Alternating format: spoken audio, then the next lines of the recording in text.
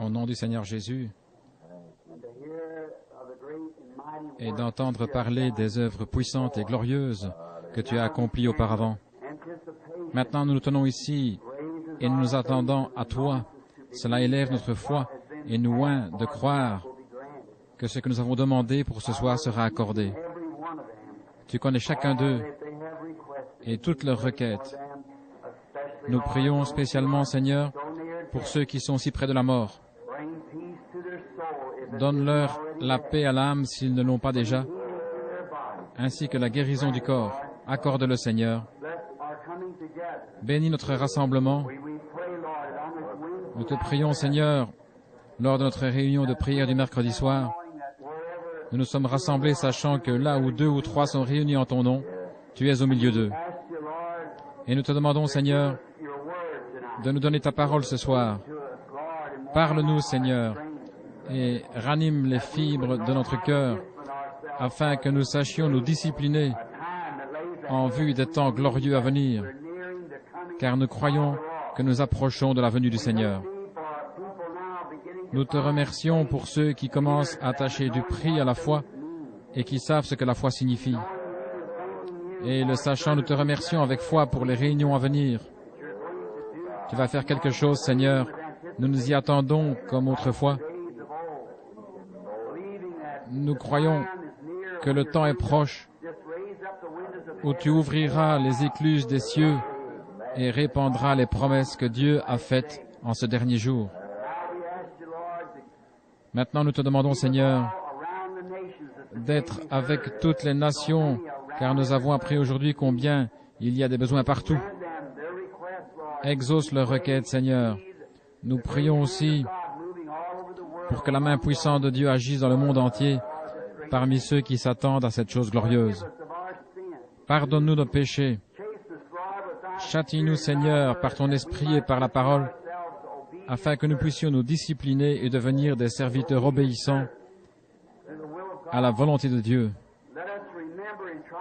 Rappelons-nous et essayons de nous représenter ce que faisaient les premiers chrétiens. Quel genre d'hommes nous verrions si nous rencontrions ceux qui ont été en contact personnel avec toi. Comme leur visage devait rayonner de foi et de joie, comme leur vie doit avoir été la parole vivante de Dieu, ils étaient des lettres lues de tous les hommes, tandis qu'ils marchaient au milieu de la foule. Que Dieu nous l'accorde encore une fois, que nos vies te soient soumises à tel point que le Saint-Esprit manifeste sa vie à travers de nous et parle par nous, Seigneur. Puissions-nous nous souvenir, tandis que nous marchons dans la rue et que nous côtoyons le monde, que nous ne sommes pas censés être comme le monde. Alors, Seigneur, nous ferons un pas de côté, nous leur donnerons la place et la position qu'ils doivent occuper ici sur terre. Nous nous mettrons à la dernière place, sachant que nous sommes les délégués d'un autre monde. Nous avons un royaume qui va venir en puissance, Seigneur. Et notre grand roi viendra bientôt prendre le pouvoir sur tous les rois qui sont dans son domaine. Nous régnerons sur la terre et la dirigerons avec lui pendant 1000 ans, et nous serons avec lui pour toujours. Avec cela, l'Esprit, Seigneur, nous nous réjouissons maintenant en attendant la réponse à notre prière. Nous en tenons à notre confession que si nous avons fait, dit ou pensé quoi que ce soit de contraire à ta grande volonté, que le sang de Jésus-Christ nous purifie. Conduis-nous, Seigneur. Comme cette sœur disait ce soir au sujet de son mari qui est en route pour Chicago, conduis-les, Seigneur, dans une position telle que tu puisses les utiliser pour être des rayons de lumière, éclairant ceux qui tâtonnent dans les ténèbres de l'ignorance, ne connaissant pas notre Seigneur Jésus-Christ. Maintenant, nous te remettons cette réunion afin que, écoutant ta parole correctrice, nous sachions comment nous préparer pour cette heure glorieuse. Nous le demandons au nom de Jésus-Christ. Amen.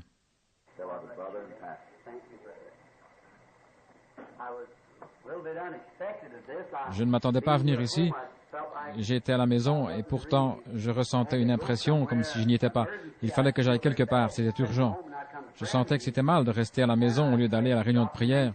Et je suis venu d'une manière inattendue. Inattendue autant de ma famille que de moi-même. Je n'ai fait qu'arriver et repartir. J'ai dit, je vais à la réunion de prière. Ma femme n'a même pas eu le temps de se préparer à venir car elle n'avait pas prévu que je viendrais. Je suis si heureux d'entendre le témoignage de cette sœur ici au sujet de cette lumière en Caroline du Nord ou du Sud, quelque part là-bas. N'était-ce pas à Greensville? Southern Pines. Frère Lee Vail était ici aujourd'hui. Je l'ai baptisé aujourd'hui au cours du baptême aujourd'hui, frère Lee Vail. Vous savez, l'un des ministres là-bas, le frère Thomas Parker. Je me souviens du temps où cette sœur était couverte d'une ombre. Sœur, ce fut une glorieuse confirmation. Le Saint-Esprit nous laisse parfois aller de l'avant pour tester notre foi, pour voir et tester la foi des autres. Quand vous dirigez vos regards vers quelque chose, que vous le voyez, que vous le dites, les autres regardent et ne voient rien. Ils disent qu'il n'y a rien, mais c'est là. Personne ne pouvait voir la lumière qui brillait sur Paul, mais elle était là. Personne n'avait vu la colombe descendre du ciel, ni la lumière se former et se tenir au-dessus de Jésus, si ce n'est Jean lui-même, mais c'était là. Vous voyez? De même, quand j'ai parlé plus tard de cette lumière semblable à une colonne de feu, personne ne voulait me croire. Mais maintenant, c'est l'œil mécanique de l'appareil photo qui l'a révélé. L'esprit du mal est un esprit de ténèbres. C'est comme si nos vies étaient couvertes d'une ombre. Si nos vies rencontrent la lumière du jour, nous marchons dans la lumière. C'est comme vous regardez dehors et que vous dites « je vois le soleil ». En plein jour, vous voyez seulement l'ombre du soleil, c'est la réflexion du soleil. Ce n'est pas le soleil lui-même, mais cela prouve qu'il y a un soleil. Cela nous en donne la preuve. C'est comme si je vous voyais là debout en train de parler. Cela signifie que vous êtes vivant. Mais ce n'est que l'ombre de la vie, car toute chose doit avoir de l'obscurité en soi pour pouvoir former une ombre. Il faut en effet que tout objet apparent possède en lui une certaine quantité d'obscurité et de lumière pour pouvoir donner une ombre. Il ne peut pas être entièrement sombre ni entièrement lumineux. S'il est obscur, tout est noir en lui. S'il est lumineux, il n'y a pas d'ombre. Il n'y a rien en lui qui puisse donner une ombre. Mais s'il y a un mélange d'obscurité et de lumière, cela produit une ombre. Vous reflétez une lumière qui vient d'ailleurs. Si vous êtes un chrétien, c'est votre ombre. Cela prouve qu'il y a une vie quelque part où vous ne pouvez mourir, parce que cette vie présente a la mort en elle. Mais ce n'est qu'une ombre, parce que vous êtes des êtres vivants et mobiles, ayant la capacité de voir, de penser, de se mouvoir, de parler, les 5 sens du corps. Cependant, vous savez que vous allez mourir. C'est ce qui cause tant de troubles. C'est pourquoi, vous savez, cette vie et cette mort mélangées ensemble, ce n'est qu'un reflet. Le physique doit mourir. Mais si vous reflétez par votre vie mortelle la lumière du ciel, alors vous reflétez la vie éternelle de Dieu. Alors quand vous mourrez, vous ne pouvez aller qu'à cette lumière, car c'est ce que vous avez reflété. Si vous êtes du monde des ténèbres, c'est lui que vous reflétez, et vous ne pouvez aller nulle part ailleurs que vers les ténèbres. Nous sommes dans un reflet. Aussi sûr que le Saint-Esprit reflète la lumière et la vie, la mort reflète les ténèbres ici-bas devant Dieu. Vers la fin de la semaine, peut-être dimanche, nous aurons l'agrandissement d'une petite photo que vous pourrez fixer sur votre tableau d'affichage, là où vous mettez les photos. Je ne sais pas si vous l'avez remarqué. Il y a une semaine, j'étais en voyage missionnaire en Jamaïque. Alors vous savez que nous envoyons des bandes magnétiques dans le monde entier. Les 7 sceaux ont pénétré là-bas, en Jamaïque, jusque dans l'arrière-pays. Là-bas, derrière les montagnes bleues, c'est très primitif. Les indigènes ont parfois de ces vieux enregistreurs qu'on leur a donnés et qu'ils font remonter comme ces anciens gramophones à manivelle. Quand ils le font jouer, il faut tout le temps que quelqu'un ait le remonté. Le groupe où je suis allé avait un appareil fonctionnant sur une batterie de 6 volts ou quelque chose comme ça. Ils étaient tous rassemblés, ils étaient à peu près le même nombre que nous ici ce soir pour écouter une prédication. C'est Sceaux, je crois. Et tandis que je parlais, ils remarquaient cette même colonne de feu qui entrait dans la salle, s'avançant vers l'enregistreur, et elle s'immobilisa au-dessus de lui. Ils allèrent chercher un appareil photo et photographièrent la même colonne de feu. Elle se tenait juste au-dessus de l'enregistreur. Nous allons faire agrandir cette photo et nous la mettrons au tableau là, afin que vous puissiez la voir. Nous sommes si reconnaissants à Dieu dont la grâce nous permet de venir en sa présence aujourd'hui.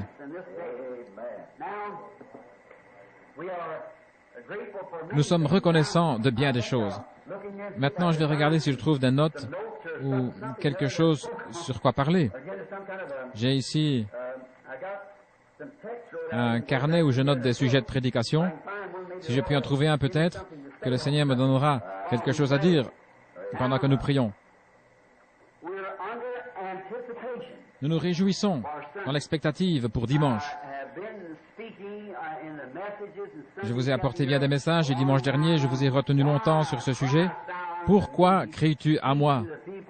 Parle au peuple et va de l'avant. Dimanche, il y aura un service de guérison où nous prierons pour les malades. Quand nous approchons des malades, s'ils ne sont pas guéris quand nous prions pour eux, il doit y avoir une raison à cela.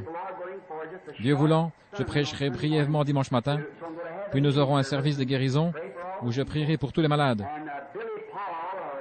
Billy Paul ou quelqu'un sera là dimanche matin dès 8 heures, quand on ouvrira les portes de l'église, pour distribuer les cartes de prière aux gens à leur arrivée ou quand ils entrent. Je crois que le Seigneur m'a donné en quelque sorte un petit aperçu des raisons pour lesquelles certaines personnes ne sont pas guéries. Je crois que c'est par manque de compréhension. Et je crois que peut-être nous en parlerons dimanche matin, Dieu voulant. La réunion de prière de mercredi soir est une brève réunion où nous nous rassemblons et prions comme nous l'avons fait et où nous communions ensemble. Parfois, je pense qu'une des choses principales que je remarque de nos jours est le manque de sincérité de ce que nous croyons. Si Dieu avait fait du temps de John Wesley ce qu'il a fait de nos jours, qu'est-ce que cela aurait donné? Si ce qui se passe aujourd'hui, alors que nous le voyons aussi bien confirmé par l'Église que l'Esprit, la science et toutes choses, si c'était passé du temps de Martin Luther ou des autres, c'est en train de s'accomplir. Et il faut le discerner. Et la parole de Dieu l'annonce et déclare avant que cela arrive. Il est venu, il a prophétisé tout ce qu'il a dit s'est accompli parfaitement et malgré tout, nous restons indolents et nous posons des questions. Je me demande si c'est bien moi que cela concerne. Est-ce pour l'Église en général ou est-ce que je suis aussi compris dans ces choses? Je pense que dimanche matin, j'essaierai de parler sur quelques-unes de ces points essentiels afin que nous soyons un peu plus éclairés. Ce soir, j'ai trouvé quelque chose et je m'y suis arrêté et avant de venir, j'ai pensé, si Frère Neville venait me dire, levez-vous, je vous laisse la parole et se rasseyait. J'ai pensé qu'il vaudrait mieux noter quelques passages de l'Écriture parce que je le connais, ce cher frère, et nous l'apprécions. Avant de prier sur la parole, je veux présenter un frère, je ne sais même pas son nom actuellement. D'ailleurs, ils sont deux, ce sont des chers amis, ce sont des ministres, des évangélistes qui sortent sur le champ missionnaire, ils ont des connaissances du message par une bande et viennent d'églises dénominationnelles différentes. L'un de ces jeunes gens est si intéressé qu'il a pris récemment l'avion pour Tucson après avoir terminé une réunion. Je crois que j'étais à ce moment-là à un déjeuner des hommes d'affaires chrétiens. C'est alors qu'arriva ce jeune homme, un brave jeune homme. Ils sont du Kansas et l'un d'eux est venu avec sa fiancée pour que je les marie. J'apprécie cela. Dire que des gens ont suffisamment confiance dans vos prières pour croire que Dieu entendra et répondra. Et des jeunes qui partent dans la vie comme cela, mais en arrivant ici, ils se sont aperçus que la loi de l'Indiana exige que malgré leur examen de sang, ils attendent ici 3 jours avant de pouvoir être mariés. Ils ne pourront donc l'être que vendredi matin. Je demanderai à ce frère de se lever et de nous dire qui il est, ainsi que sa charmante fiancée et le frère qui les accompagne.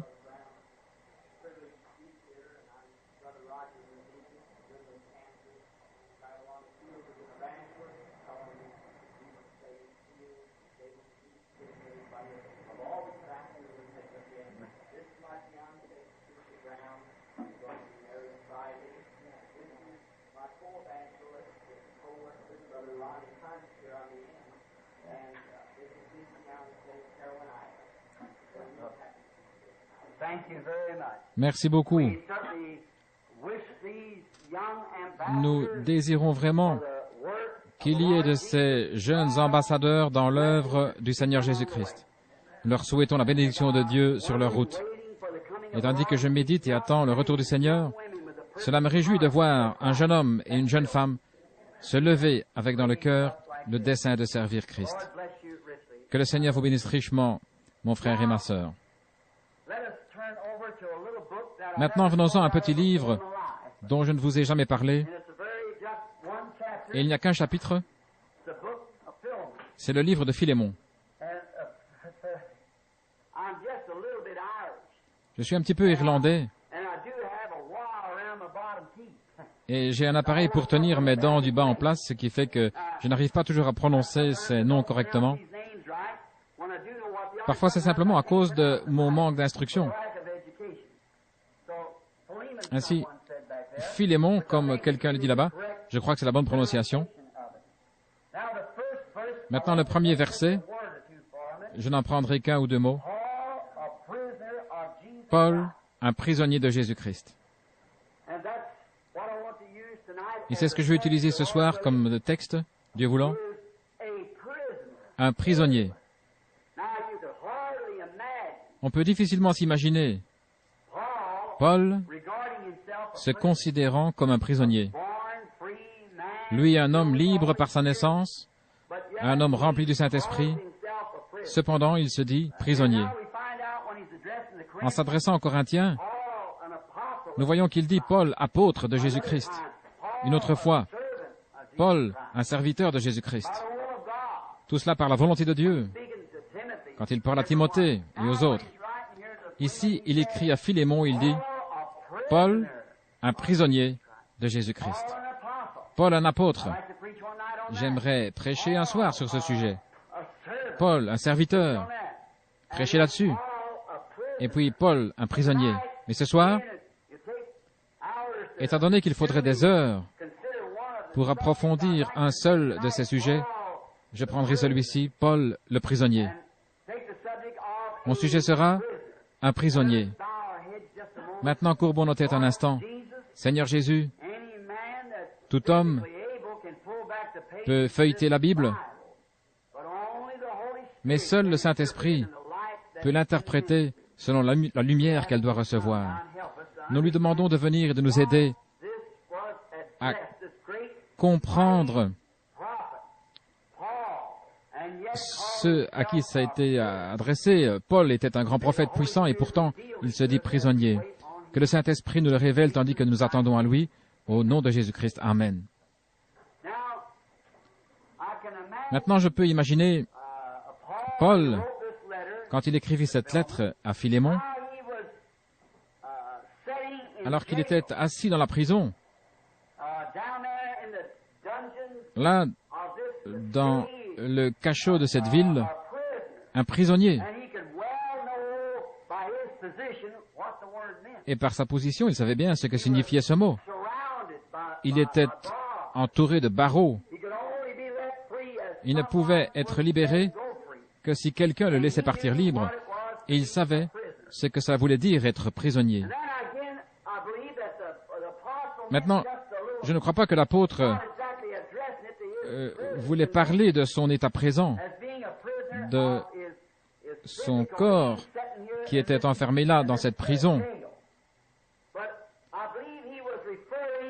Je crois plutôt qu'il faisait allusion au fait que son être, son esprit, sa volonté était prisonnier de Jésus-Christ. Nous sommes tous nés avec un libre arbitre qui nous permet de prendre les décisions que nous voulons. Dieu a fait cela car il devait placer chaque homme sur la même base. Sinon, en donnant le libre arbitre au premier homme, il l'aurait placé sur une mauvaise base. Voyez, ce soir, nous sommes exactement comme Adam et Ève. Il n'y a pas de différence. Le bien et le mal sont devant chacun de nous. La vie et la mort, nous pouvons choisir.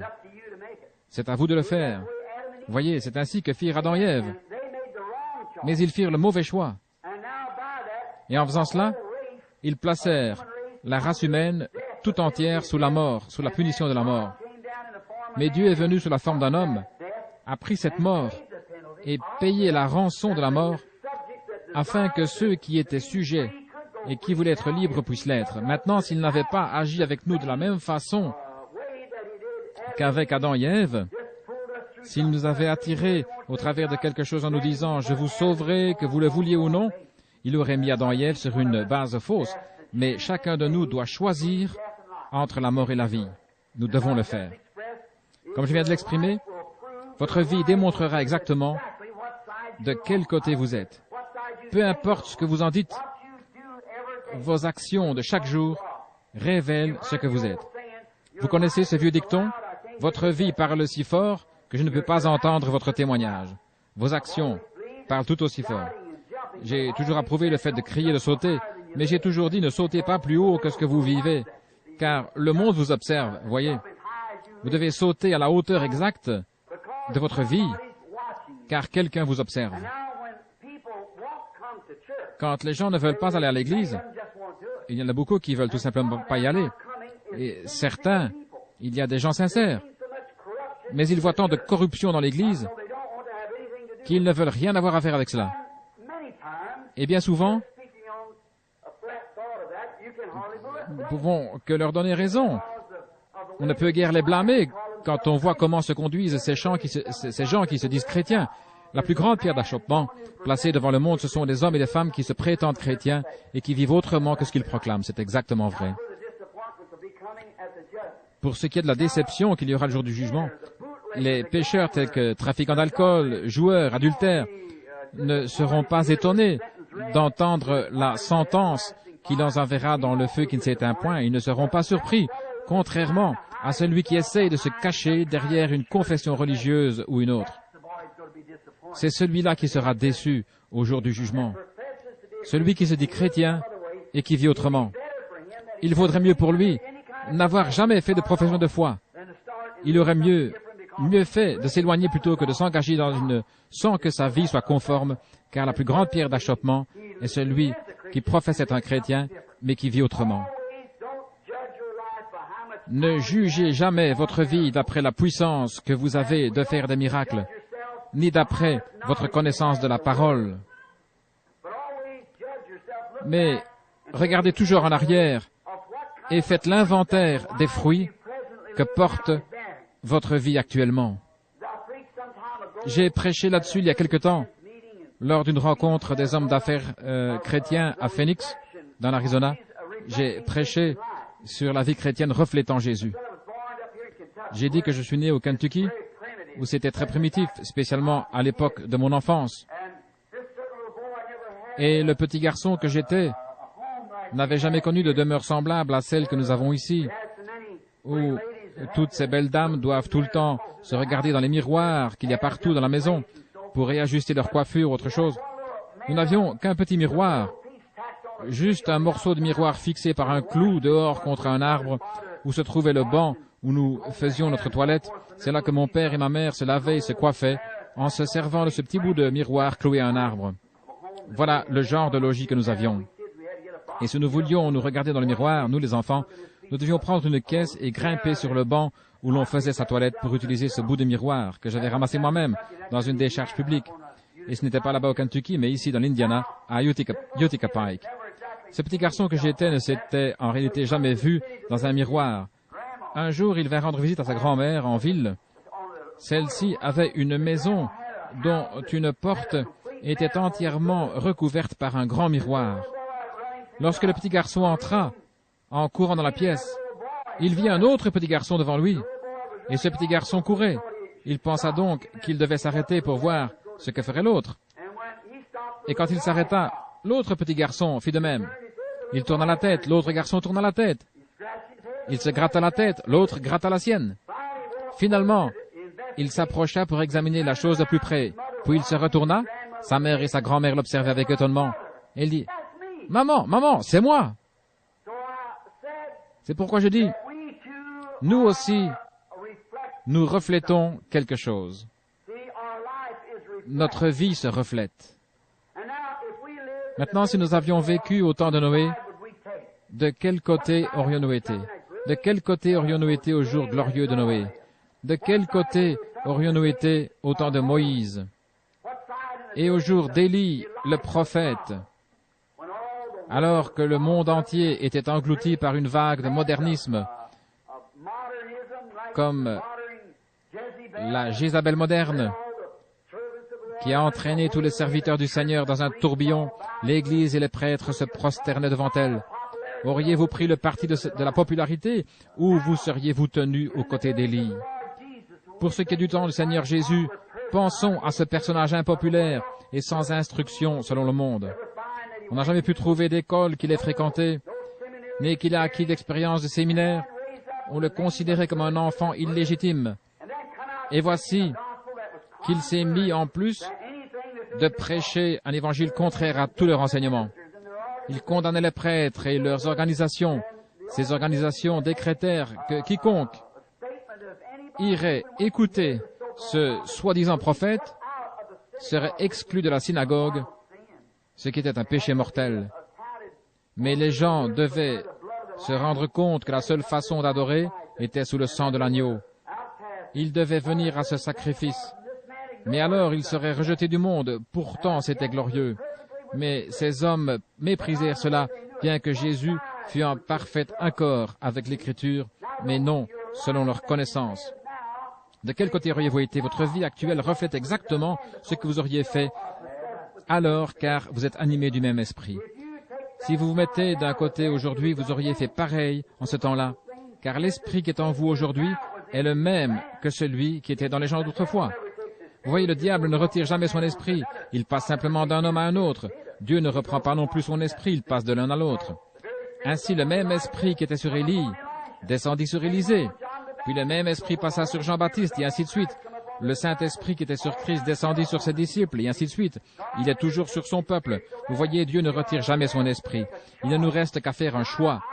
Et je ne crois pas que Paul regrettait quoi que ce soit et voulait dire qu'il se plaignait d'être prisonnier.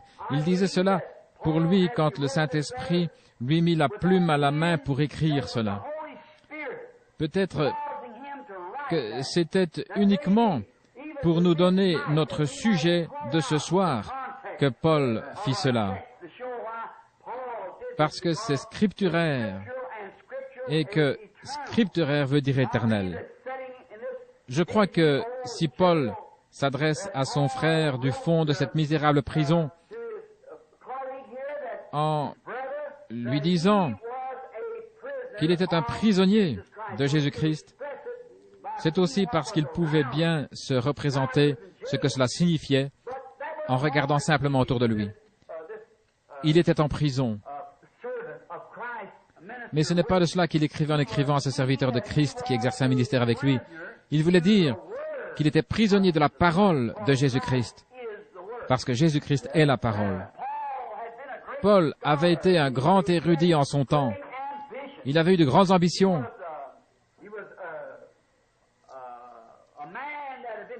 C'est un homme qui avait reçu de l'instruction des gens. Gamaliel était un grand professeur. Paul n'aurait pas pu fréquenter d'écoles plus prestigieuses que celle où il enseignait. C'était une de ces écoles comme, par exemple, Wheaton ou Bob Jones ou une de ces grandes écoles fondamentalistes. Il avait été instruit comme ministre de la parole. Paul était un jeune homme instruit, bien élevé et intelligent. Il avait peut-être la grande ambition de devenir un jour sacrificateur ou souverain sacrificateur de son peuple. Il avait de l'ambition. Et pour atteindre ce but élevé, il avait été formé. Il avait consacré toute sa vie, peut-être depuis l'âge de 8 ou 10 ans, jusqu'à 30 ou 35, où il termina ses études et reçut ses diplômes. Il était en bons termes avec tout le clergé, même avec le souverain sacrificateur de Jérusalem. Paul avait un ordre de lui, un ordre personnel, écrit de lui confiant le soin d'aller à Damas pour aller chercher ceux qui adoraient Dieu d'une manière contraire aux ordres du souverain sacrificateur, les trouver, les lier, les jeter en prison et, si nécessaire, de les mettre à mort s'il le voulait. Il avait de grandes ambitions. Mais tout ce qu'il avait appris, Dieu le lui enleva.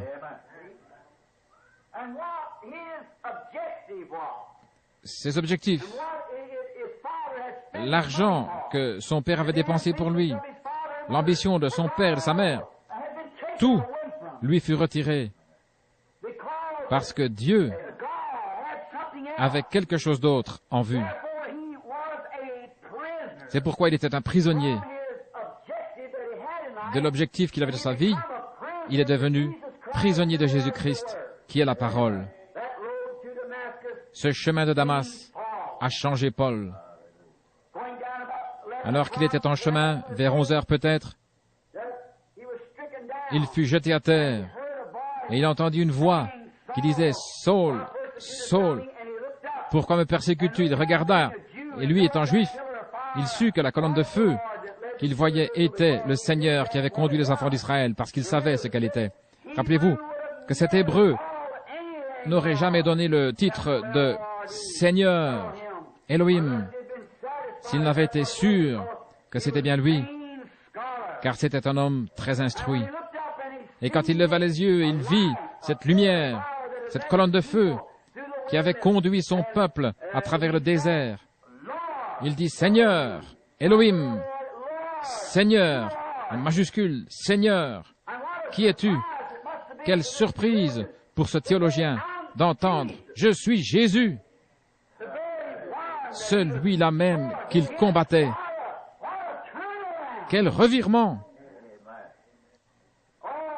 Oh, cela a dû être quelque chose de terrible pour cet homme, plein d'ambition, de découvrir tout à coup qu'il était un persécuteur. Son ambition l'avait entraîné plus qu'il ne l'avait pensé loin de la chose principale. Quel grand choc pour cet apôtre quand il entendit « Je suis Jésus », celui-là même qu'il persécutait. Pourquoi me persécutes-tu? Disons encore ceci. Quand on se moque de l'Église, ce n'est pas vraiment d'elle qu'il s'agit. On se moque de Jésus. Pourquoi me persécutes-tu? Comment Paul, avec toute son intelligence, aurait-il pu croire que ce groupe qu'il persécutait, c'était le Dieu même qu'il prétendait servir? Je pense que nous n'avons pas besoin d'entrer dans les détails, parce que nous sommes tous suffisamment instruits pour que nous comprenions ce que je veux dire. C'est pareil de nos jours. Paul était bien plus intelligent que les petits Galiléens ignorants qu'il persécutait et qui pourtant, dans leur humilité, avaient déjà accepté cet homme de Galilée. Mais Paul, avec son grand savoir et son intelligence, ne pouvait accepter cela. Quel bouleversement cela a dû être pour lui sur ce chemin. Et il fut frappé de cécité, en sorte qu'il ne put plus poursuivre sa mission. Mais il fut conduit chez un nommé Judas dans une rue appelée la droite. Alors le prophète Ananias, qui avait été informé dans une vision, vint vers Paul et lui dit « Frère Saul, le Seigneur qui t'est apparu sur le chemin m'a envoyé afin que je t'impose les mains pour que tu recouvres la vue et que tu sois rempli du Saint-Esprit. » Vous voyez ce qui s'est passé. Qu'est-ce que ça a dû être pour Paul? Tout ce qu'il avait appris à faire était renversé. Ainsi, toute son instruction avait été réduite à zéro. Maintenant, il savait qu'il avait fait une expérience. Voilà une autre bonne leçon pour nous. L'expérience en soi ne suffit pas. Cela doit être une expérience en accord avec la parole du Seigneur. Ainsi donc, ayant vu cela, et sachant que c'était quelque chose de glorieux, que quelqu'un d'autre avait reçu avant lui, il se retira pendant 3 ans et 6 mois dans le désert d'Arabie, avec la Bible d'alors, l'Ancien Testament. Et il compara son expérience qu'il avait eue avec l'Écriture pour voir si c'était conforme. Que se serait-il passé s'il avait dit « Ce n'est qu'un peu d'exaltation », puis avait continué son chemin en pensant « Je vais simplement suivre les pensées de mon intelligence ». Mais il fallait qu'il devînt le prisonnier de quelque chose. Aussi, après avoir comparé et vu les types de l'Ancien Testament, il put décrire le livre des Hébreux. Voyez, pendant les 3 ans et demi où il fut plongé dans la parole, il découvrit que ce même Dieu qu'il avait appelé le ramenait en arrière et changeait toute sa compréhension. Tout ce qu'il avait pensé jusqu'alors, tout ce qu'il avait appris, toutes ses ambitions, tout cela était balayé loin de lui. Il était devenu un prisonnier. L'amour de Dieu avait été si extraordinaire et une telle révélation qu'il ne pouvait plus s'en éloigner. C'est l'expérience véritable que fait tout vrai croyant qui rencontre Dieu. Vous entrez en contact avec quelque chose de si glorieux que vous en devenez prisonnier à l'exclusion de toute autre chose. Vous quittez tout pour vous emprisonner là-dedans. Jésus l'a exprimé un jour quand il a dit « Le royaume de Dieu est semblable à un marchand qui cherche une belle perle. Quand il a trouvé cette perle glorieuse, il vend tout ce qu'il a pour l'obtenir. » C'est ce qui se passe ici. Vous avez des conceptions intellectuelles, une expérience théologique. Mais quand le temps arrive où vous trouvez la chose réelle, vous retranchez tout le reste et vous vous enfermez avec cela. Paul savait ce que c'était. Il découvrit qu'il était attelé à quelque chose, comme un cheval dans son attelage, pour tirer quelque chose. Paul, après cette expérience de 3 ans et demi, passé à la comparer avec les types de la Bible,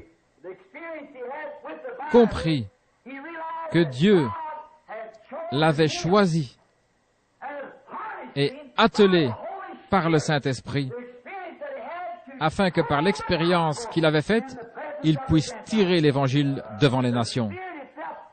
L'Esprit lui-même l'avait attelé. Et aujourd'hui, en tant que serviteurs de Christ, nous devenons attelés, accrochés. Nous ne pouvons pas aller sans que la parole soit avec nous. Nous sommes attelés à la parole. Peu importe ce que dira qui que ce soit, vous y êtes attelés. Il y a quelque chose à son sujet qui fait que vous ne pouvez vous en éloigner. Vous êtes sous le même joug par le Saint-Esprit. Il vous a mis sous le joug de la parole.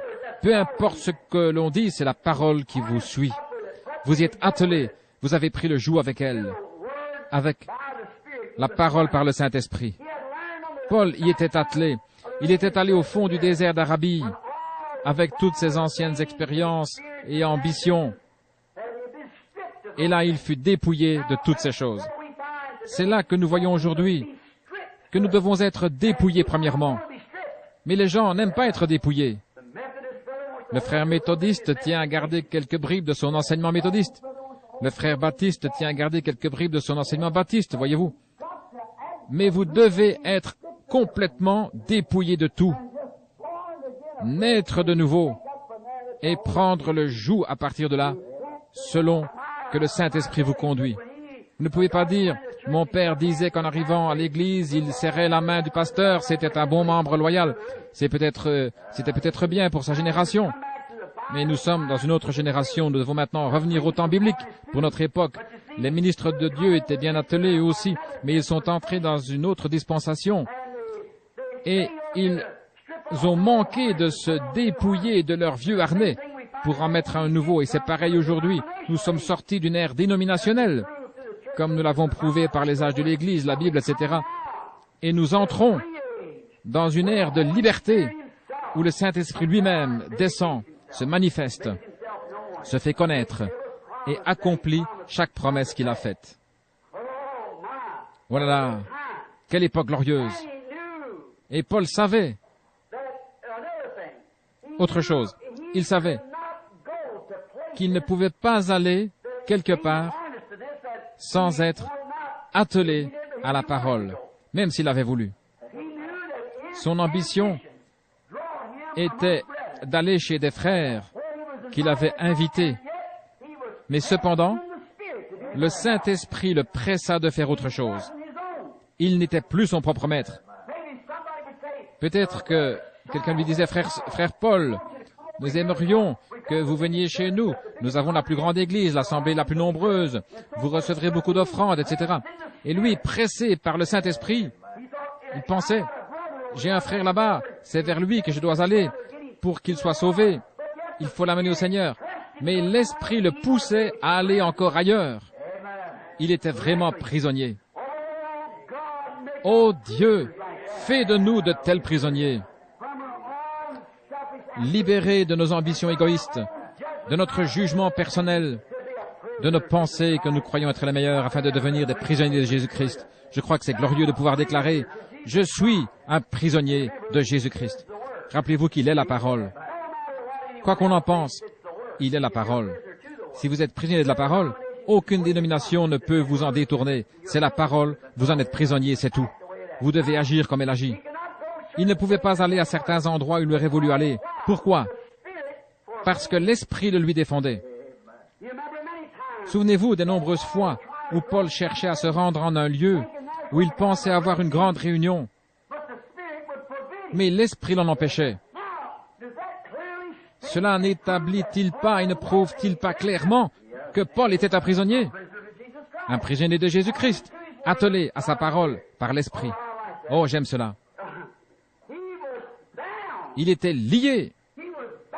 Il était lié par des chaînes, des liens d'amour, pour faire la volonté de Dieu et elle seule.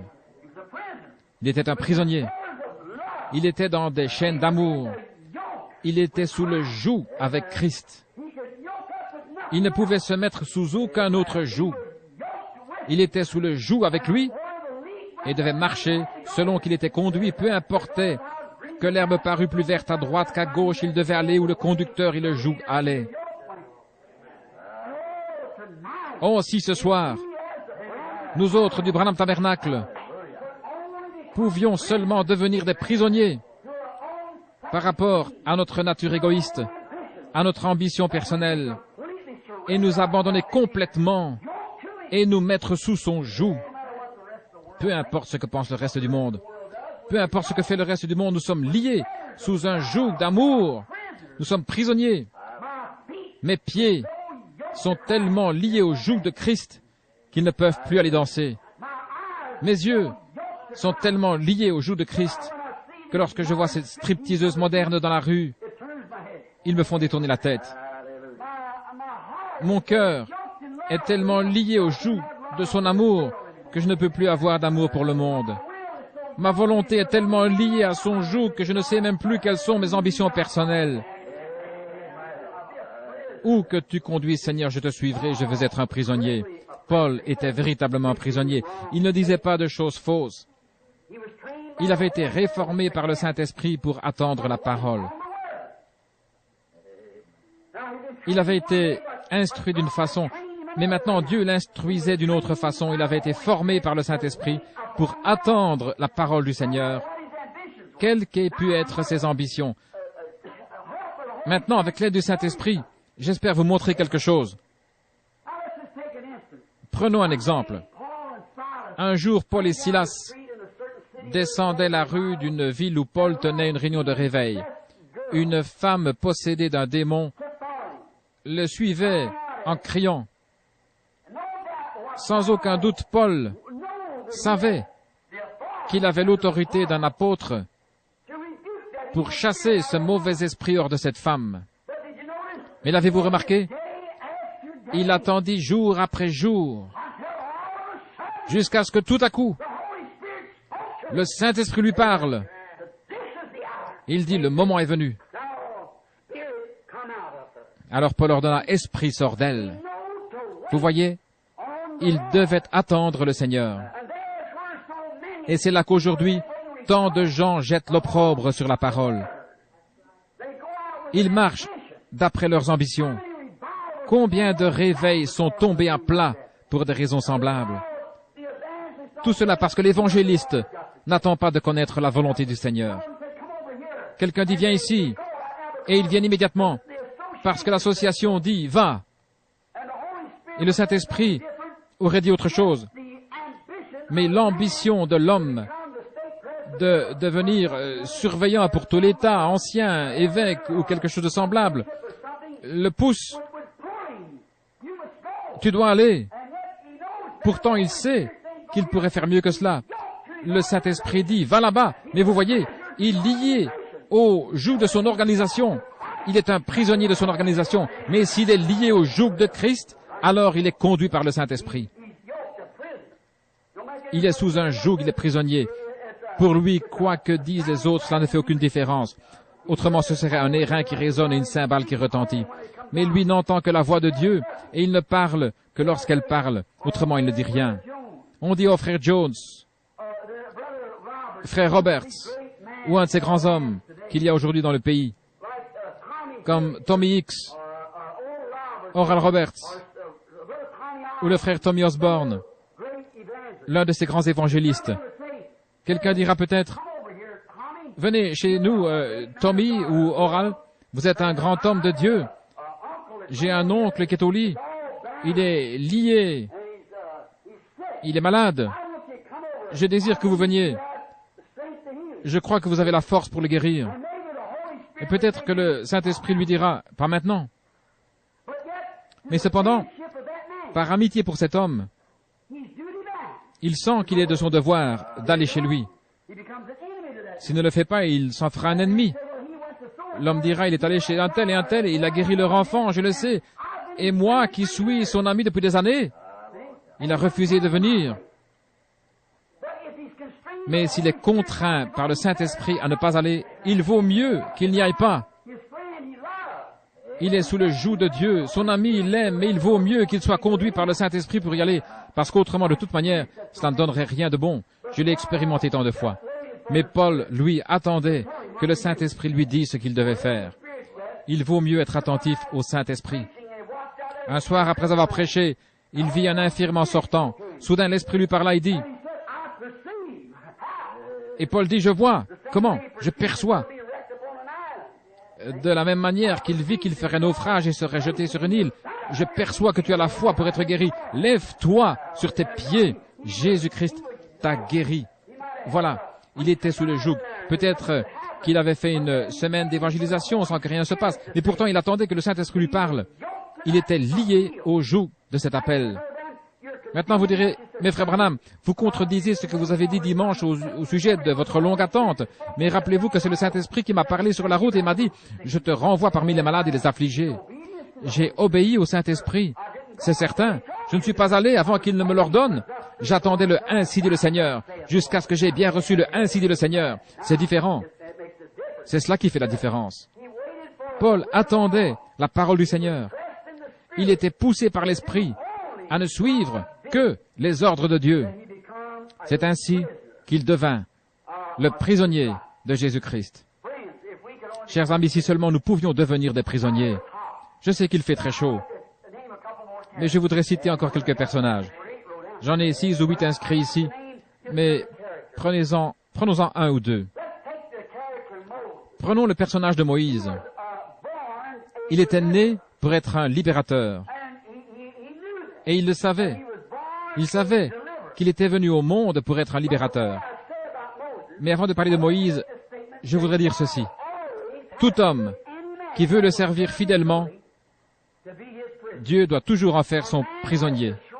Un homme doit abandonner toutes ses ambitions, tout ce qu'il a, tout, sa vie, son âme, son corps, sa volonté, ses ambitions et tout le reste, pour devenir complètement prisonnier de Christ, qui est la parole, pour servir Dieu. Il se peut que vous deviez marcher à l'opposé de ce que votre bon sens vous montre. Vous pensez peut-être que dans une certaine organisation, on pourrait vous élever et vous confier quelque chose d'important qui vous permettrait de briller. Mais comment vous retrouverez-vous après cela? Au bout d'un certain temps, vous vous retrouverez vaincu jusqu'à ce que Dieu puisse trouver un homme qui accepte de devenir son prisonnier. Dieu cherche des prisonniers. Il l'a toujours fait. Vous n'avez qu'à sonder les Écritures. Un homme doit être prisonnier de Christ envers et contre tout. Par conséquent, vous ne pouvez pas être lié à quoi que ce soit en dehors de Christ. Même pas votre père, votre mère, votre frère, votre sœur, votre mari, votre femme ou qui que ce soit. Vous n'êtes lié qu'à Christ et à lui seul. Alors Dieu peut vous utiliser. Jusque-là, il ne peut pas le faire. Parfois, je dépasse les bornes et je parle durement aux gens. Vous comprenez?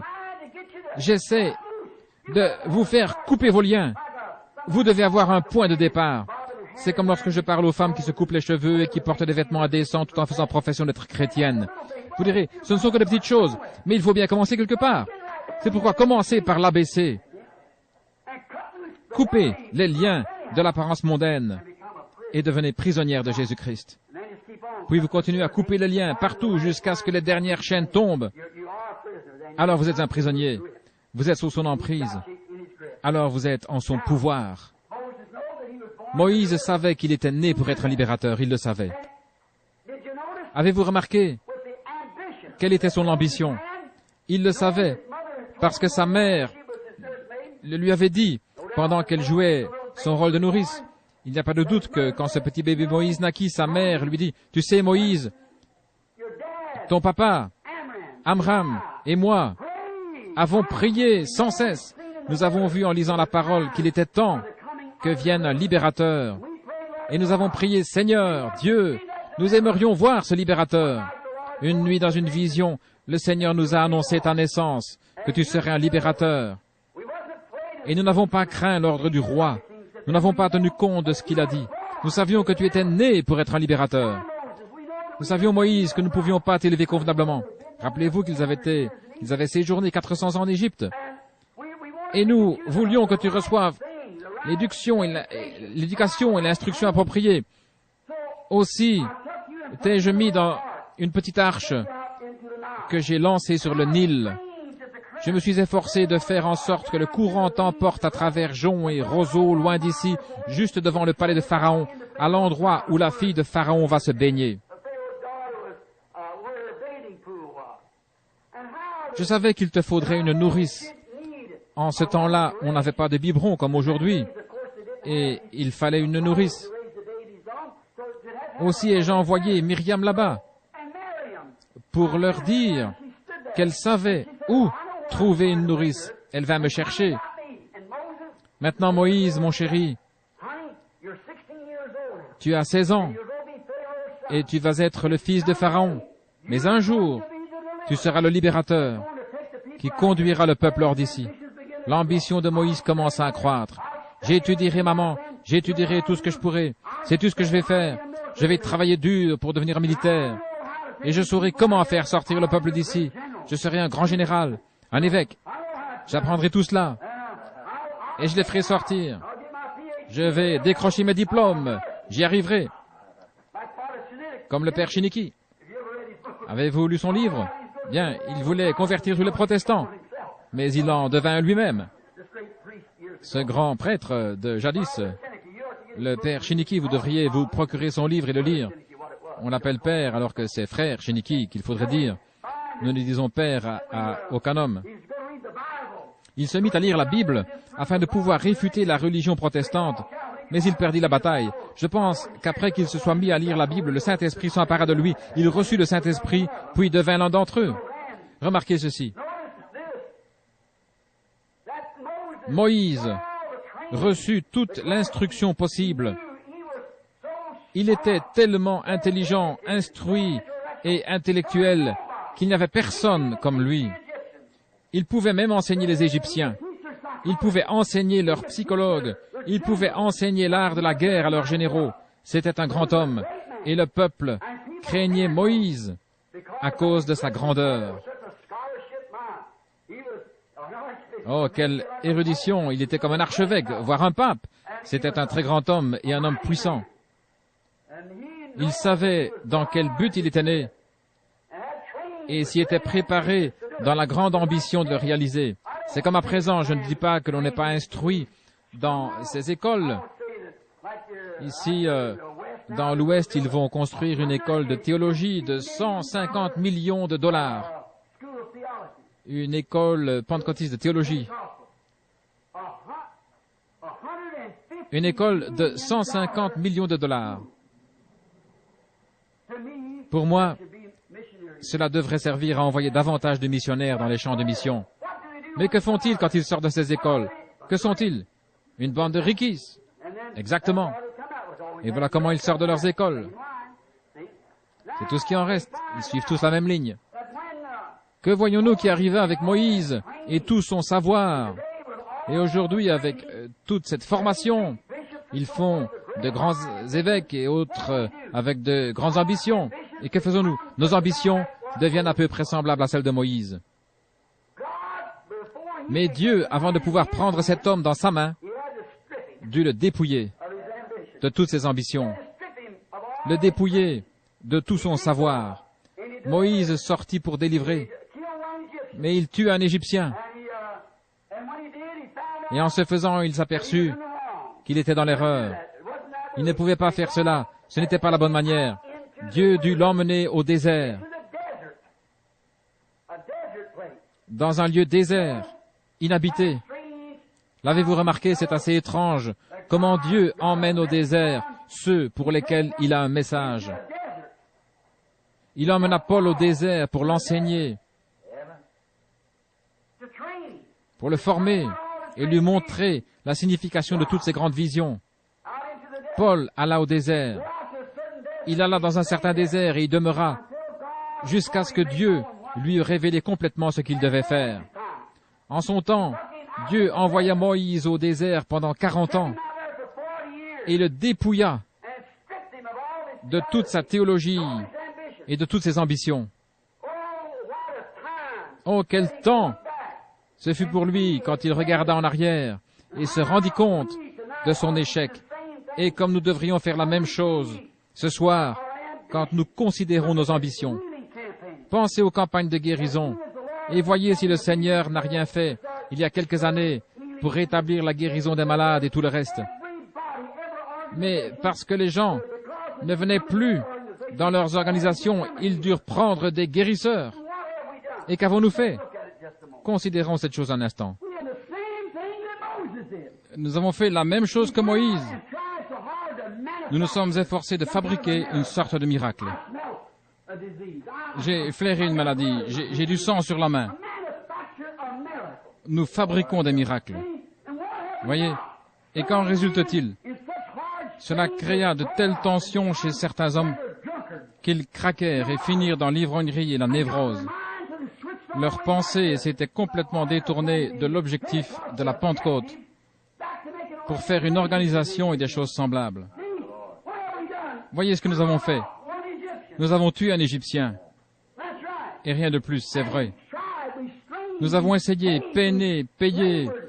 Nous avons passé de longues nuits en réunion de prière, au point de n'avoir plus de voix. Tout cela pour essayer de fabriquer quelque chose, de gonfler le moteur ou quelque chose ainsi. Et nous avons découvert que c'était un échec complet. Nous avons besoin de retourner au désert. C'est vrai, parfaitement. Des conventions et des luttes. Pourquoi ne pas renoncer? C'est ce que nous devrions faire. Revenir en arrière et renoncer. Nous avons fait la même chose que Moïse. Cela n'a rien donné de bon. Au bout de 40 ans, il s'est retrouvé prisonnier de la parole de Dieu. Qu'avons-nous? Qu'essayons-nous de faire alors que la grande bénédiction est arrivée? Et ici se sont manifestées toutes ces choses glorieuses que Dieu nous avait annoncées. Comment nous devons naître de nouveau? Comment nous devons recevoir le Saint-Esprit? Nous devons être baptisés au nom du Seigneur Jésus-Christ et tout le reste. Voyez, les gens, au lieu de s'en tenir à la parole, d'y être attelés, qu'ont-ils fait? Ils se sont lancés dans leur propre théorie dénominationnelle qui était déjà une faillite et ont essayé de fabriquer quelque chose qui est l'apparence de la vérité. Oh, il vaut mieux que je m'arrête ici. Je suis sûr que vous avez assez de sagesse pour comprendre ce que je veux dire. Mais regardez ce que cela a fait. Réfléchissez-y. Qu'avons-nous maintenant si ce n'est une nation pleine de gens organisés qui renient les Écritures de Dieu, qui disent que la vie du Saint-Esprit n'est que de la télépathie mentale, qui refusent l'accès à leurs églises, à ceux-là qui ne permettent pas de mentionner un seul mot au sujet de la semence du serpent, de la sécurité éternelle, de tout ce que le Saint-Esprit a révélé et prouvé comme étant la parole. J'ai lancé défi sur défi pour que l'on vienne me prouver que ce que je dis est faux. Mais qu'est-ce qu'ils possèdent? Le reste des gens ne possède rien de plus que Luther avait reçu, vous voyez. Tuer un Égyptien. Qu'est-ce que ça signifie? Peut-être qu'avec cela, un homme a arrêté de voler ou de tromper sa femme. Mais qu'avez-vous fait de lui à part cela? Un membre d'église. venez vous joindre à notre groupe. Voyez, cet homme mort et infect fut le seul résultat de 40 ans d'études. Un Égyptien mort qui gisait là, pourri, mort. C'est à peu près la même chose aujourd'hui. La seule chose qui reste de ce soi-disant réveil qui a franchi les océans est une poignée de membres d'Église pourrissants qui ne savent pas plus sur Dieu qu'un Hottentot sur les merveilles de l'Égypte. C'est vrai, mais cela leur parlerait de la parole de Dieu et ils disent, je ne crois pas cela. Peu importe ce qu'ils disent, je n'y crois pas. C'est une chose affreuse à relever après toute la peine que nous sommes donnée, les luttes et tout le reste. Peut-être que nous pourrions citer une grande école ou autre chose, mais elle est morte. Nous pourrions citer une organisation, mais elle est morte, elle est infecte. C'est comme les choses dont nous sommes sortis. Mais le chien est retourné à ce qu'il avait vomi et la truie s'est vautrée dans le bourbier. Un seul Égyptien mort. Moïse savait sans aucun doute qu'il avait été appelé pour délivrer le peuple. As-tu perdu le sentiment et l'intérêt pour le peuple? Bien sûr que non. Alors, pourquoi ne fais-tu pas ton œuvre? Pourquoi n'essaies-tu pas? Pourquoi ne vas-tu pas avec les autres? Mais Moïse est là pour être dépouillé, jusqu'à ce qu'il ait fait une expérience avec le buisson ardent, puis proclame la parole, « Je suis le Dieu d'Abraham, d'Isaac et de Jacob, et je me souviens de ma promesse. Je viens pour les délivrer, et je t'envoie pour le faire. » Voilà, la parole, et non pas les ambitions ou les désirs du peuple. Que devint Moïse? Il ne voulait plus rencontrer les Égyptiens. Il ne voulait plus faire face à cela.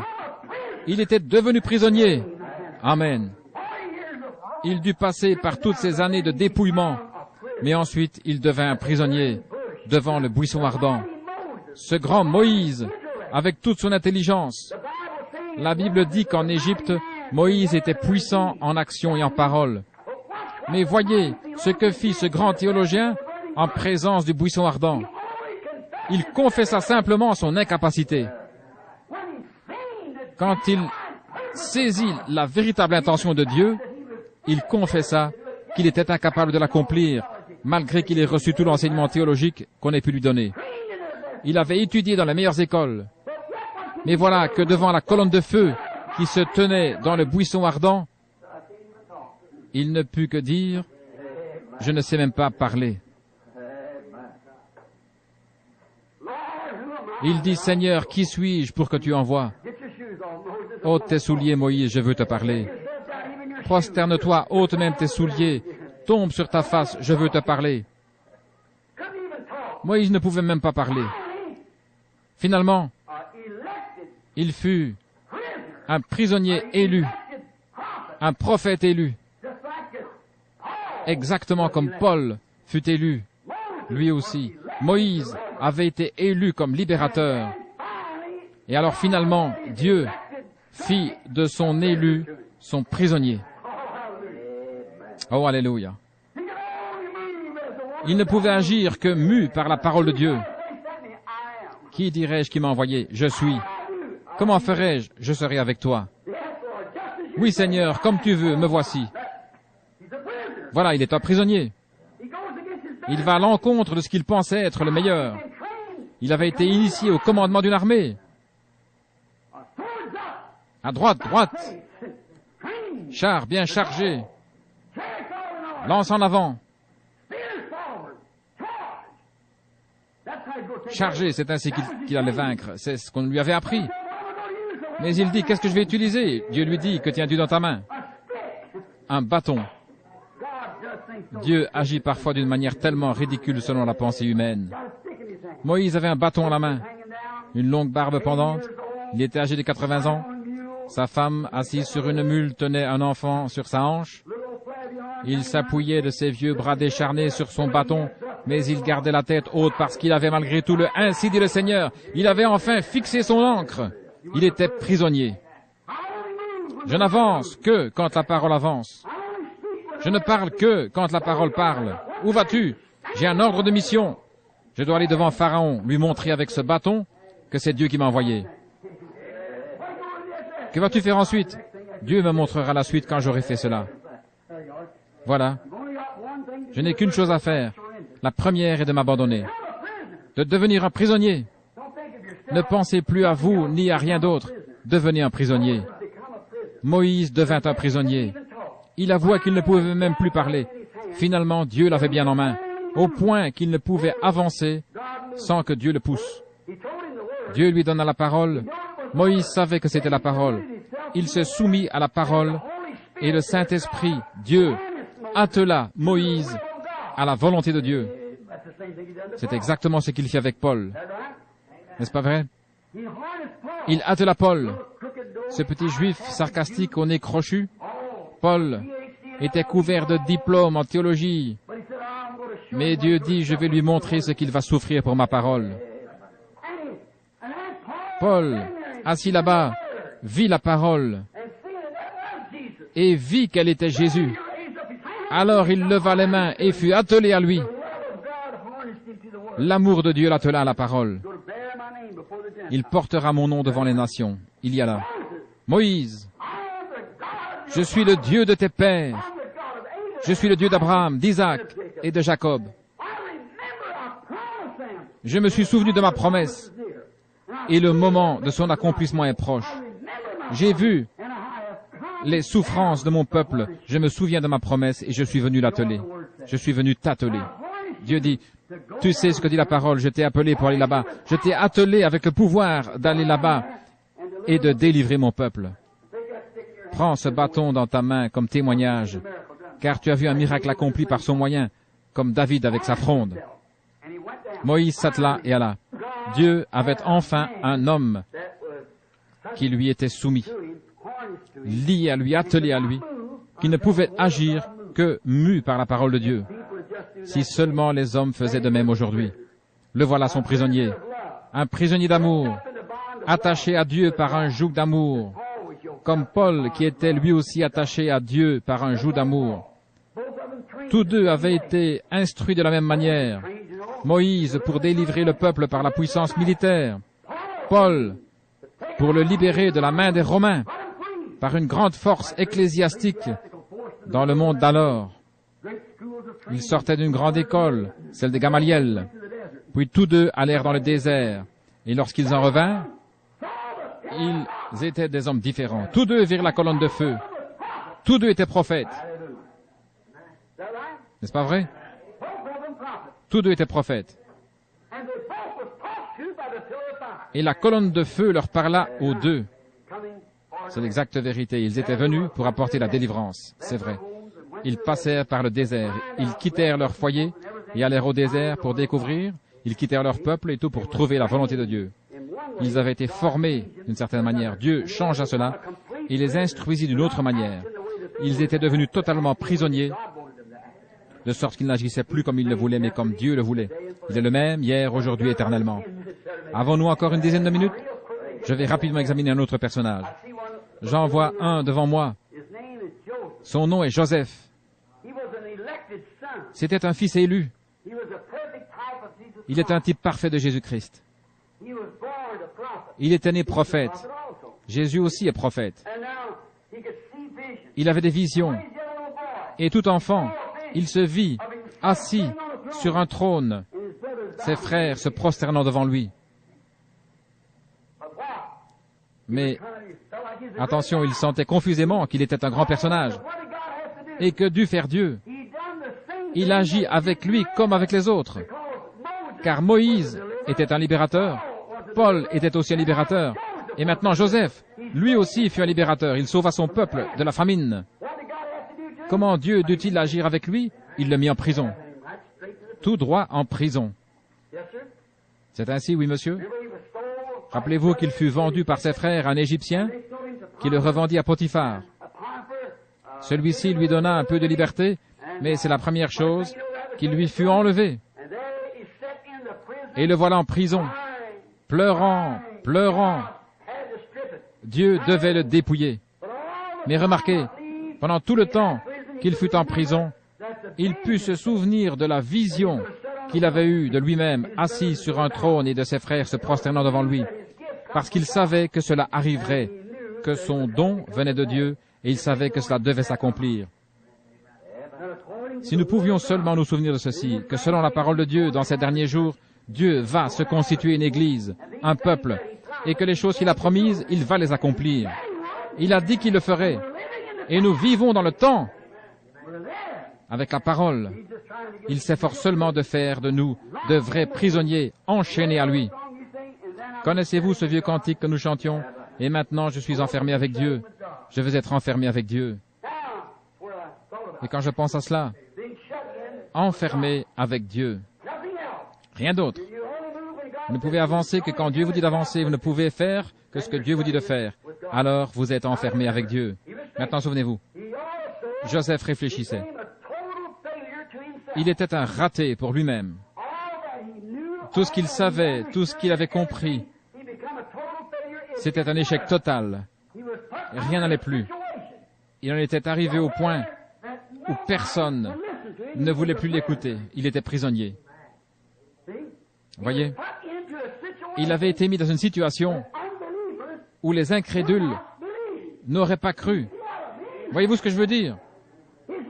Son ministère était réduit à néant. Les gens détournaient la tête.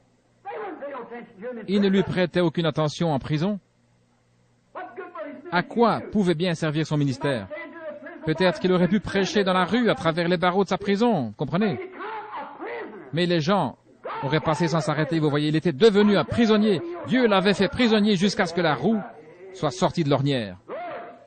Vous avez remarqué que Paul, lui aussi, fut mis en échec. Finalement, Dieu vint à Joseph dans sa prison, comme pour Paul et comme pour les autres. Il vint vers lui et utilisa le don qu'il lui avait fait pour le faire sortir de là. C'est exact, il le fit sortir de prison. Aussitôt que Dieu l'eut fait sortir de prison, il reçut la puissance par le roi, son roi. Il fut changé et s'assit à côté de celui auquel il était soumis. À sa sortie de prison, il reçut une puissance telle que tout ce qu'il disait devait s'accomplir. Amen.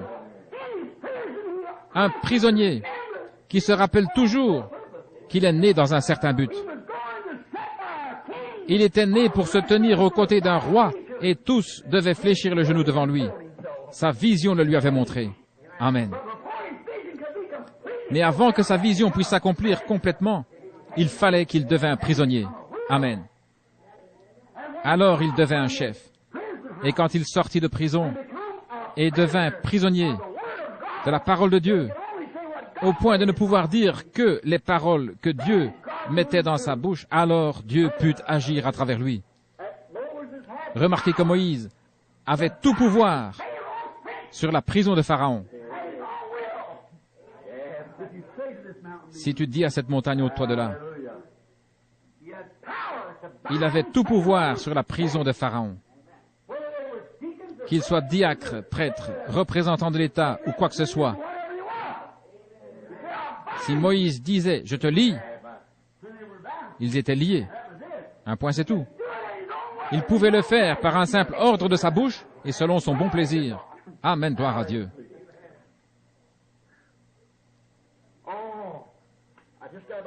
Oh, il ne me reste plus que 3 minutes si je veux tenir parole.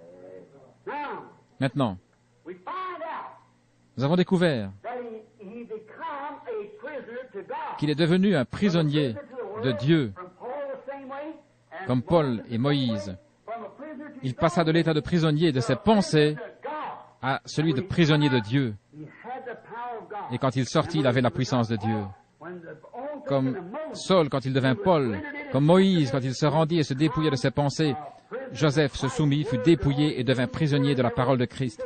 Il ne pouvait pas faire un pas. Voyez, il regardait l'opprobre de Christ comme un trésor plus grand que ceux de l'Égypte, en sorte qu'il était prisonnier de Christ comme Paul.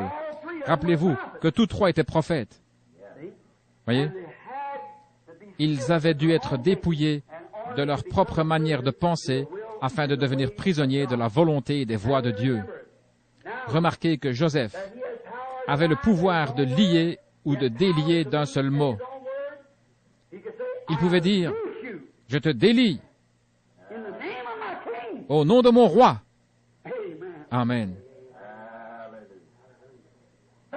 Pharaon fit de Joseph son fils.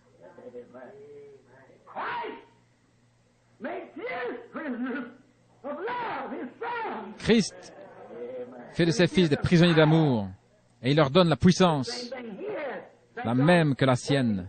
Saint Jean 14,12.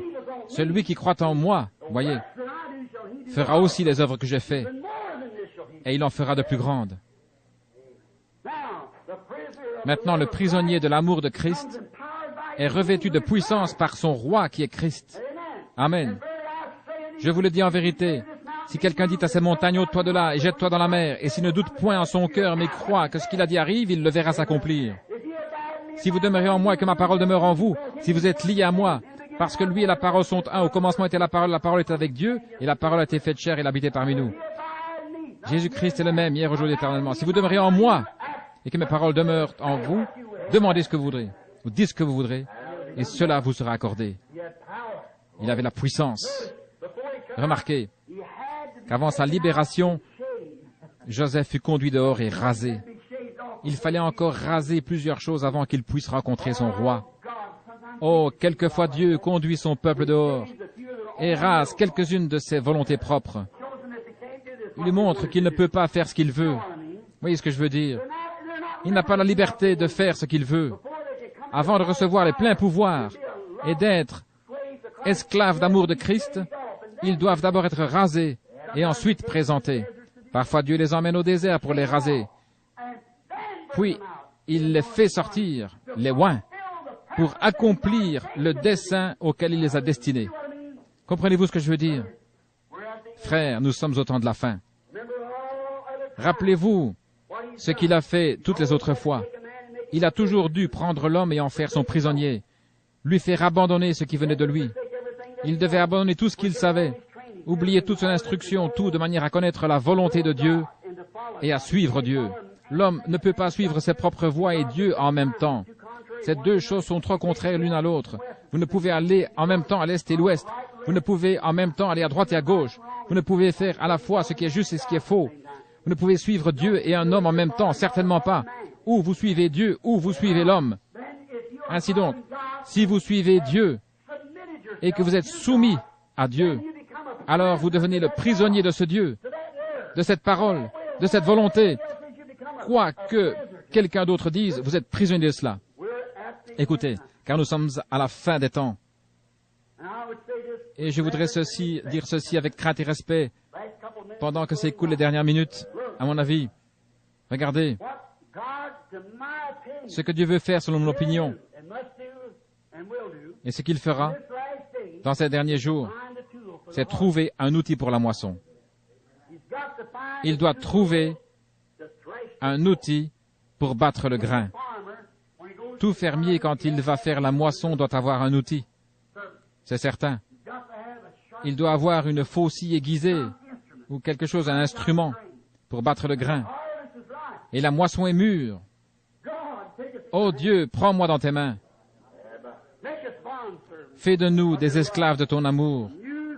Utilise-nous comme des outils sur cette terre de péché, terre maudite sur laquelle nous vivons aujourd'hui comme des instruments destinés à lui manifester que Jésus est le même hier, aujourd'hui, éternellement.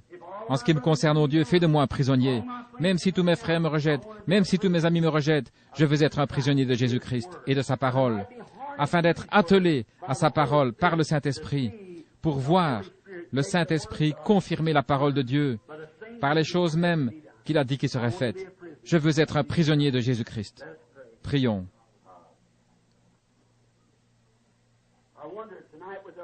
Je me demande ce soir, avec la tête inclinée, si cette ambition que nous avons d'être quelque chose d'autre, ou peut-être quelque chose que nous pouvons considérer comme égoïste, je me demande si nous ne pourrions pas abandonner cela. Je me demande si un jeune garçon ici ce soir, qui en regardant autour de lui, se dit, quand je serai grand, je vais être telle et telle chose. Je me demande si vous ne pourriez pas sentir la volonté de Dieu entrer dans votre vie et dire, non, non, non, j'ai perdu mes ambitions maintenant. Ces derniers jours, le Saint-Esprit m'a parlé. Je veux m'abandonner à Dieu et devenir un instrument pour battre le grain dans ces derniers jours. jeune fille qui avait peut-être l'ambition de devenir un jour une belle dame ou une grande beauté, ou peut-être même faire une carrière à Hollywood. Je me demande si vous ne voudriez pas abandonner vos ambitions en présence de Dieu et de sa parole et entendre l'appel de Dieu dans votre propre vie. Dieu sait qui vous êtes. Je me demande s'il y a un ministre, un serviteur de Dieu ou quelqu'un qui travaille dans l'Église. Je ne viens ici que de temps en temps et je ne connais pas le tiers des gens qui sont ici ce soir. J'en connais qu'une poignée. Mais je me demande s'il se trouverait ici une personne qui serait d'accord de dire, peu importe ce qu'on dit, maintenant je suis l'esclave de Dieu. Je prêcherai sa parole envers et contre tout. Tant pis si mon organisation me met dehors. Je resterai avec cette parole. C'est ce que je vais faire. Ma volonté est la volonté de Dieu. Je vais être un prisonnier de Jésus-Christ. Par sa grâce et avec son aide, je le ferai. Pensez à cela pendant que nous demeurons la tête inclinée. Combien a cette ambition ce soir? Veuillez lever la main. Je lève aussi la mienne. J'abandonne tout. La tête inclinée maintenant. Chantons lentement pendant que vous y pensez.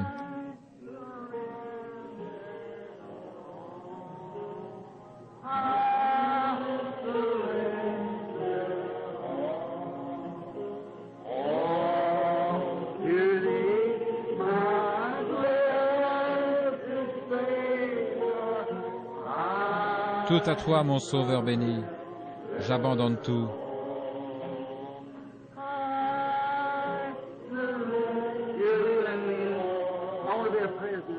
Pensez-vous cela sérieusement? Je veux être un prisonnier. Prends-moi, Seigneur. Conduis-moi ce soir dans la maison du potier. Brise-moi et pétris-moi à nouveau.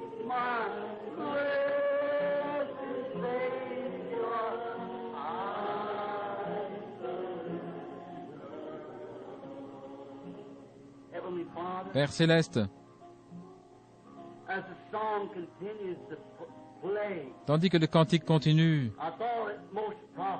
je trouve plus profitable de cesser de chanter et de te parler un petit moment. Pendant que les gens pensent, j'abandonne tout. Père, puissions-nous le faire comme si c'était notre dernière occasion. Venons avec sincérité. Venons à la table du Seigneur avec des vêtements lavés, des âmes lavées, des volontés lavées, des ambitions lavées, pour nous abandonner et laisser Dieu prendre sa parole et nous lier ensemble sous son joug avec lui, avec la parole de Dieu, et que le Saint-Esprit s'empare de nous maintenant, tandis que nous sentons le joug se resserrer autour de notre cœur à partir de ce soir. Je te prends au mot. Maintenant, ne pensez plus vos propres pensées. Pensez mes pensées. Pensez ma volonté. Je vous conduirai. Mon Dieu, fait que ce soit l'expérience de chacun de nous. Ces jeunes, maris et femmes, ainsi que quelques autres qui sont fiancés. Il y a des hommes plus âgés ici qui sont des prédicateurs. Ils sont déjà sur la route. Seigneur, voici Frère Neville et moi, qui sommes déjà montés bien haut sur l'échelle. Nos jours sont comptés maintenant. Nos pas sont devenus plus prudents qu'autrefois. Nous regardons où nous marchons. Notre pied n'est plus si sûr qu'autrefois, physiquement parlant.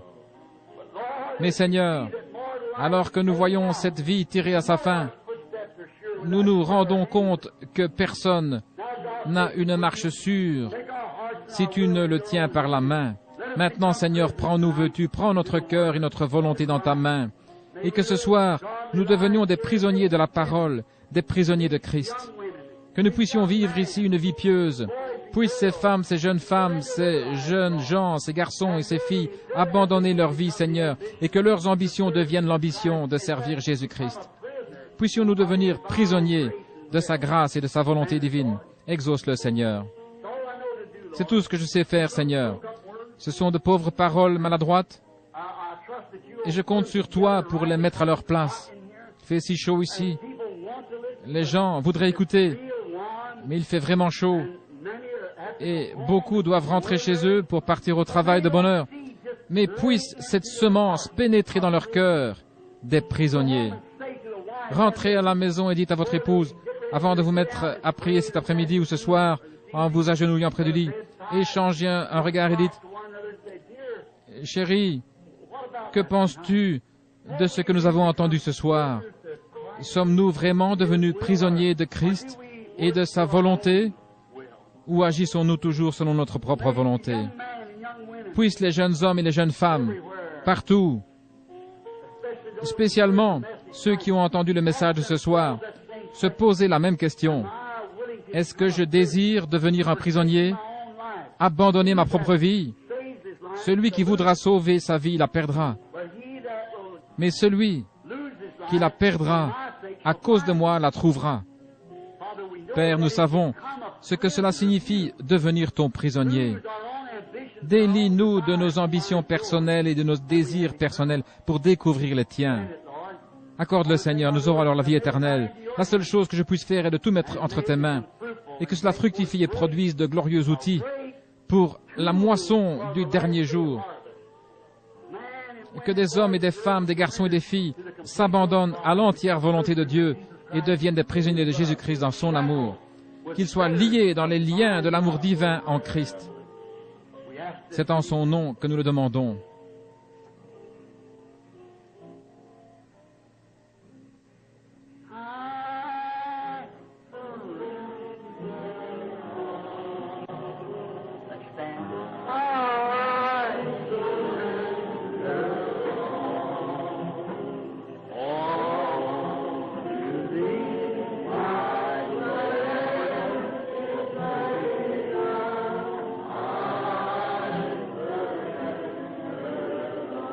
Let's just say that again with our eyes closed and our hands up.